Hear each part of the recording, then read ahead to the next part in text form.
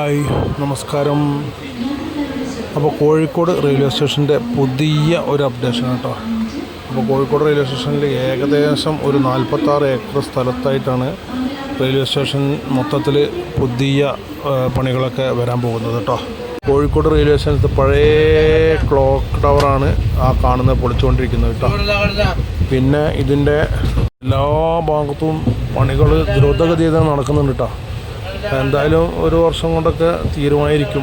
കാരണം അവിടെ റോഡിൻ്റെ അപ്പുറത്തെ സൈഡിലുണ്ടായിരുന്ന ബിൽഡിങ്ങുകളൊക്കെ പൊളിച്ച് അവിടെയൊക്കെ പിന്നെ പണികൾ നടക്കുന്നുണ്ട്.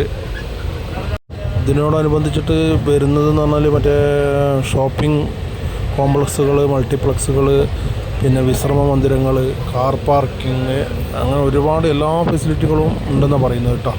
ഏതായാലും കോടികളുടെ ഒരു പദ്ധതിയാണ്. ഏതായാലും പദ്ധതികളുടെ റെയിൽവേൻ്റെ പദ്ധതികളായ കാരണം അവർ നന്നായിട്ട് തന്നെ വർക്കൊക്കെ ചെയ്ത് നല്ല ഉഷാറാക്കൂട്ടോ. അതിപ്പോൾ ആ ബിൽഡിങ്ങൊക്കെ പൊളിച്ചുകൊണ്ടിരിക്കുകയാണ്. അപ്പോൾ ഏതായാലും ഏറ്റവും പുതിയ അപ്ഡേഷനാണ്, എല്ലാവരും കാണുക കേട്ടോ.